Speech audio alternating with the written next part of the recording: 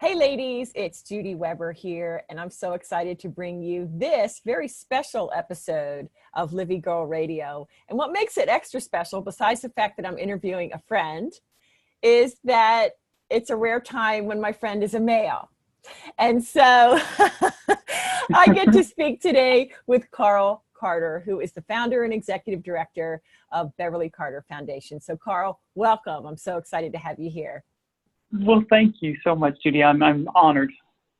Well, thank you. We are as well to have you along because, you know, you're a sponsor, not a sponsor. I guess what's the technical word? How would we describe? You are our featured charity at our upcoming She's Unstoppable Live inaugural conference for real estate women. And so excited to have you and hear your message on stage. So I wanted to have you here to kind of give a little preview for our listeners. All right?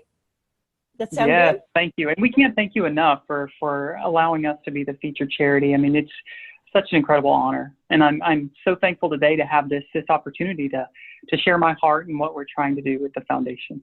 Well, great. Well, let's start there. Can you briefly tell those of us that may not know your mom's story and where this foundation came from? Absolutely. And I'll give a little disclaimer that I get a little passionate about it. So you'll keep me in the within the lines there. But my mom was a beautiful, beautiful realtor. And in the fall of 2014, she started getting phone calls, texts, and emails from a husband and wife. And their story was that, like so many of the deals that she had done before, they were seeking to purchase a home.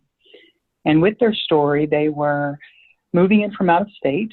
They were relocating due to work. They were cash buyers.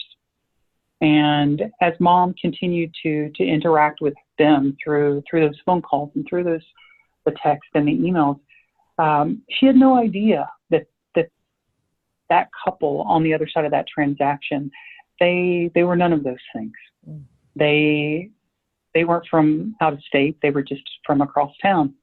The phone number that she was interacting with, they were using a smartphone app to disguise their true number. They had a spoof number that provided an area code to indicate that they were an out of state, kind of in that out of state profile that you might think of. And I tell you, how I think of it now is kind of the reverse of what we're all experiencing daily as realtors, is that it's so frustrating because we're getting all these local calls, or they certainly appear to be local when they're actually people soliciting. So pretty frustrating. But my sweet mom, she was so committed to serving those clients, and she had talked up their scenario with other agents in her office. And, my dad was very well aware of the situation and all the hard work that she was putting into finding them a home. And, and that really kind of points to some of the things that we talk about in the foundation, of things that you do right? People know what you're doing, what you're working on, where you're going. But, through the whole thing, and part of that deception, and we all have to remember that anyone can grab any phone number with technology resources today. Anyone with about 60 seconds of time can create a fictitious email account, with any kind of name they would like. And my mom certainly didn't have processes in place to really get at the core of screening who she was working with. My mom had no idea that the husband of this husband and wife was a 7-time felon. But I'll tell you this, when she agreed to show them that property on September 25th, we know that there was some sort of a red flag in mom's head, because she did something in the moment when that husband called to ask her if he could see that property. There was a little bit of hesitation because she made up a company policy right on the spot. She apologized and she said, I'm so sorry, but company policy prohibits me from showing property alone in a rural area. And, and how many of us could really have the foresight to consider, well, what happens if that husband hands the phone to the wife and the wife says, hey girl, so sorry, I'm going to be meeting you guys there. I'm going to come straight from work. Is that okay? Would your company be cool with that? And I'll speak for myself and what I think that many of us would have made the same decision that Beverly did. Just because certainly with working with this young couple, talking to both of them, it certainly doesn't fit kind of that mindset of, you know, what does a bad guy look like? What does a scary situation look like? So my precious mom, she set the appointment. It was a bank-owned property that they had scouted. Mom had no idea that they chose that home for a reason. Mm-hmm. It was vacant, been bank-owned, foreclosed property, sitting, had issues of squatters in the past. And Mom knew all of these things, and that's probably contributed to her hesitation to show the property, because she knew, well, one, why would you want to move out of state and, you know, be interested in a property, you know, that needs such TLC? So Mom set that appointment that day for 6 p.m., knowing that, you know, there were no utilities. We need to get in to view the property before it gets dark. And when my mom got to that property, she was met by the husband, and he had a lot of excuses.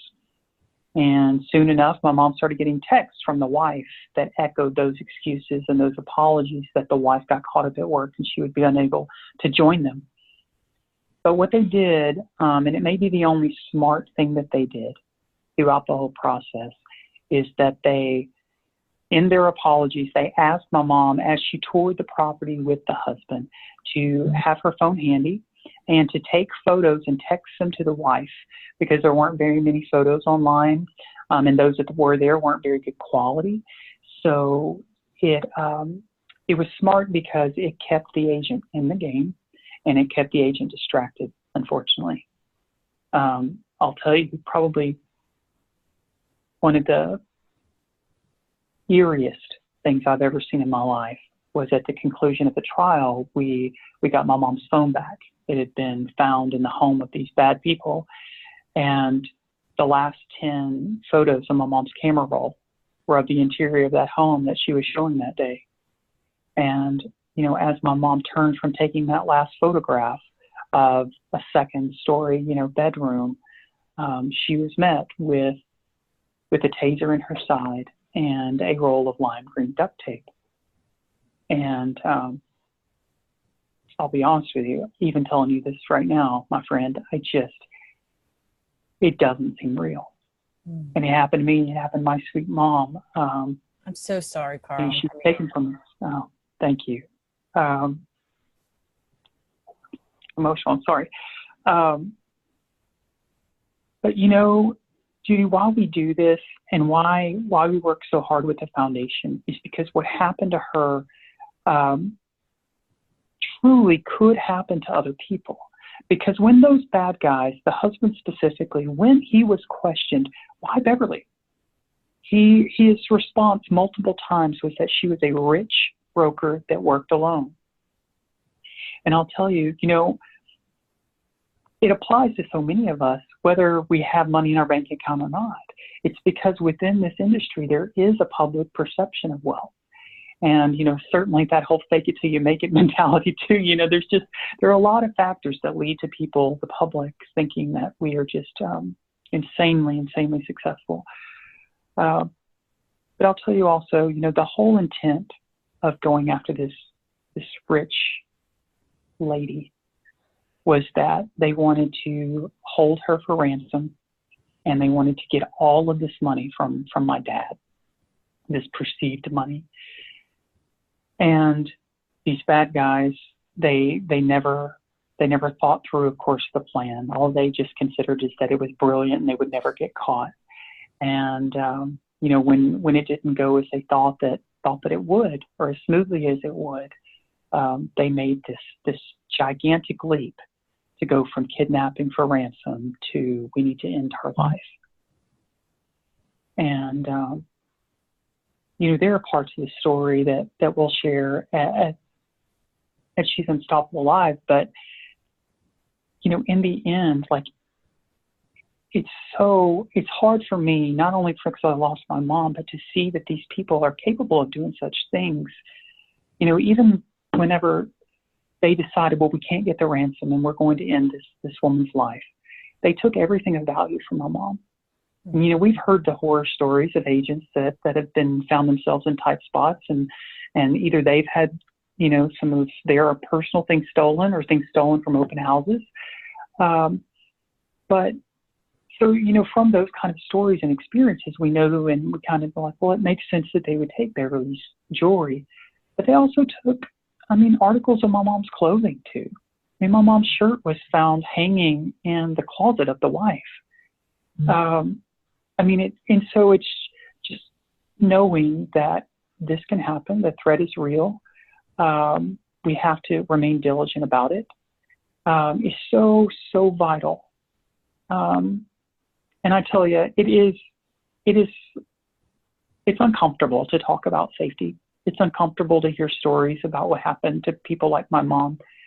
But that really has been a driver for me in creating this nonprofit in her name. Mm-hmm. Because, you know, I can say, I pray that this conference that you're hosting, and I'm so honored to be a part of it, I pray that this is the first one that I can say that I walked away from it and every lady in attendance just raised her hand and said, I have never felt vulnerable or victimized in my time in real estate. But I'll say it would be the first time, because at the conclusion of every time I have an opportunity to share my mom's story, there is at least, there's at least one lady. There's at least one lady that will come up to me and share her story.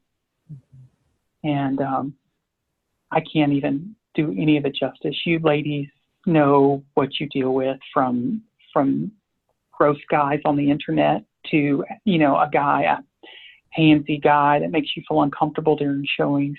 I've had agents confide in me that they were raped while showing properties. And it's a big responsibility. And I'll tell you this, and I think it's very important, is that I do not think I would honor my mom with what we do by spreading a message of fear and paranoia, because that's not what this is. Mm. This is a son that misses his mom and just wants to make sure that all the other real estate professionals out there just get home safely to their families. So I love that. And Carl, mm-hmm. Obviously, your story hits home. Here I am, an agent of 10 plus years, and I can tell you, I had sat open houses and felt very uncomfortable on more than one occasion. And by God's grace, it wasn't my time to go through some of those horrendous things. But yes, you're absolutely vulnerable. So I love that what the foundation does is it attacks the issue in, like you say, a very proactive way. I'm not going to be a victim. I want to kind of help myself as best I can. So it's like the best practices in the front end and also the self-defense in the back end. So for example, can you help us? What's one tip that, as you're sharing your story, that you've gotten out there, that your reaction that you've gotten is the ladies are like, wow, I never thought of that. You know, kind of what can we do? Kind of the best tip to self-protect, if you will. Well, I have a lot. So I'll give you, if you don't mind, I'll just give you a couple quickly. Sure. I get fired up about this. Okay, so first things first, that I didn't say when I was telling you a bit about my mom's story, is that I think it's important for all of us to look at mom's story and we say, wow, that's horrible. But we also have to acknowledge that it was preventable. And there were decisions that my mom made just because she didn't have the total picture. So if there's anything that we can just spend a little bit of time on, is brainstorming that how can I best screen my clients? And what are those best practices? You know, we hear a lot of the anecdotal stuff about meeting in a public place, and that it's used a lot for good reason.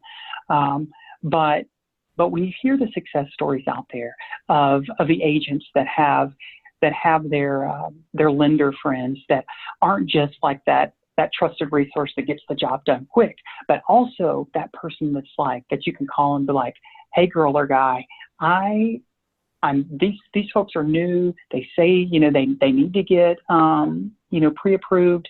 and let that person know and build that relationship upon a place of, hey, you're a safety ally too. So that's neat. Now, something that I do that is, we should, you know what, I should demonstrate, have a demonstration at the conference.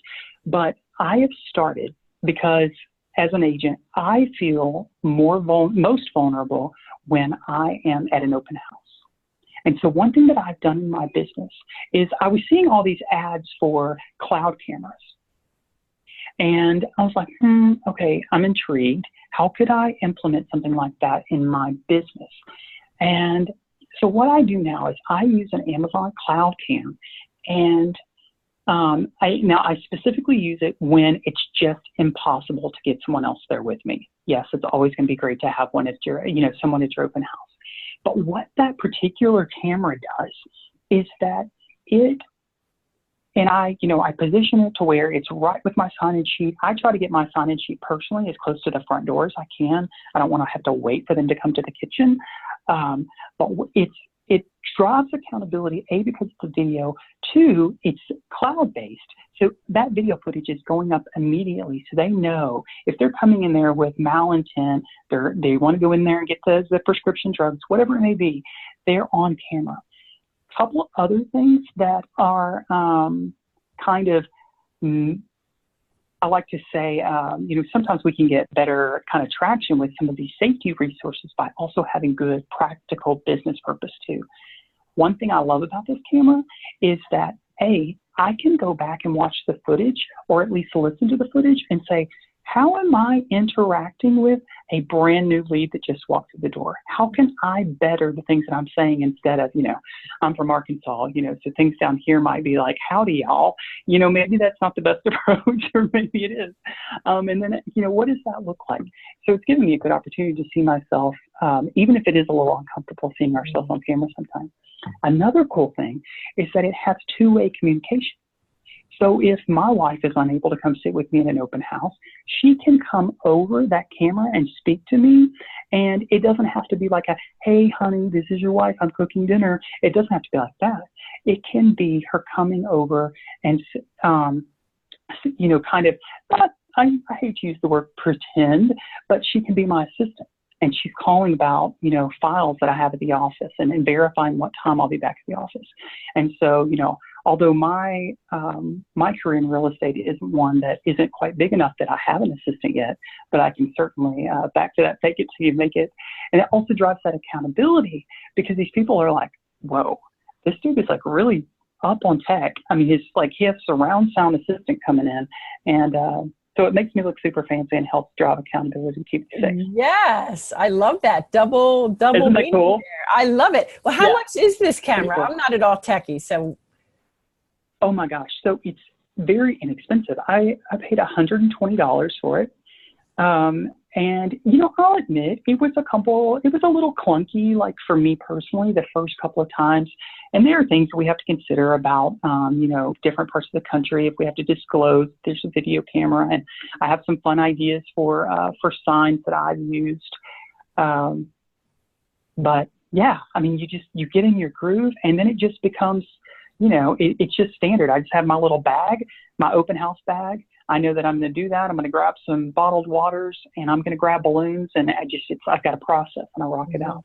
That's right. I love it. Okay. So let's talk about screening just one more moment. Okay. So in that example, when you're taking buyers out, so if it's a cash buyer, what now do you suggest and recommend as far as best practices for screening before you meet these people, at a home to show? Yeah. So this is one of the toughest things. And, and it points back to my mom's situation too, because, they thought through that. They're like, well, we can get past this screening bit. And I'll admit, when I talk to agents, and even for myself in my business, it's an awkward conversation to say, hey, I know you're a cash buyer, but I kind of need you to prove it, and asking for those proof of funds. So one thing that we've worked on, and I definitely need to share it with you and get your thoughts on it, is, we work with scripting in so many of our, in refining and fine tuning the ways that we say things and ask for things in this business. And so, in some scripting that we've developed for working with cash buyers, we very much focus on protecting kind of the interest of the seller, and that it's at the seller's request. And it really doesn't make you the bad guy. It doesn't make the cash buyer necessarily feel like, okay, do you think I'm an ex-murderer? I'm about to give you a lot of money. So it kind of gets away from that weirdness, because I'll be honest, I'm Mr. like safety at the forefront all the time, but I'm also very real about the fact that if we get into this whole, like, when we're talking to new clients and we're in this whole, like, hey, I'm going to need you to show ID because I think that, it's for my safety. What they hear us say is, you don't trust me. I think you're going to kill, I think you're going to kill me. I think you're going to. Yeah, so there are just better ways that we can say it and frame it about better serving them and things being at seller's request, or certainly at the protection of the seller. Right, right. And I love that, because one of the things that we teach our ladies in the coaching program is that things that you have to say that may feel uncomfortable, whether it's handling a certain objection or even in the situation we just described, when you say it in a matter-of-fact way, and with a smile, oh, I hope you understand, this is what our seller expects, and I think you can appreciate why, they're going to be opening their home and blah, blah, blah. So I think that's good. And I think a lot of it is we make things as difficult as we make them. Do you know what I mean? Yeah. Like that idea in our mind, a conversation can go easier or more difficult based upon our confidence and authority with which we speak. So I'd be happy to look at the scripting that you have there. I love to help. Thank you. Thank you. Yes. I will definitely take you up on that. Well, excellent. Let's talk for a moment about self-defense. Do you get involved in training that aspect of things, handling situations when crazy things happen? Yeah, so simply put, I don't. I and the foundation, we're very much, our focus is on prevention. We fully recognize, though, that sometimes you could do everything right and you'll find yourself in a situation. But there's none of us that are involved in our 30 or so folks with the foundation that really, or most of us, I should say, don't really feel like that's our wheelhouse of expertise. We do have a retired NYPD as a board member, and so when he presents for the foundation, he gives some basic self-defense. So I'll tell you though, some of the best sessions I've ever had with agents is for me to tell my mother's story, and then either have law enforcement or someone in self-defense come in and just share that, okay, you've done everything right, and then let's just look at a few moves to get you out of the situation so you can run like hell. Yes, indeed. Because I'm not strong.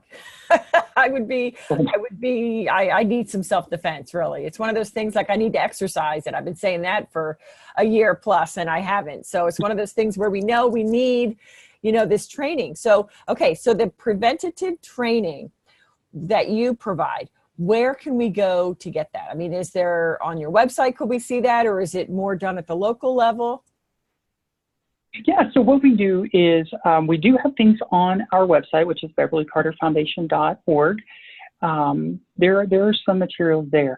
What we do also, though, is that we work with individual boards on refining or building things that aren't even there. So, for example, something that we love to do is working either with a brokerage or a board or association, whatever level needs it, to ensure that there's a safety policy in effect. And the reason why we haven't seen the National Association of Realtors come out with this safety policy that's kind of a one-size-fits-all is because that would be inappropriate. Because, so many, and especially these days, brokerages are functioning so differently than they have in the past.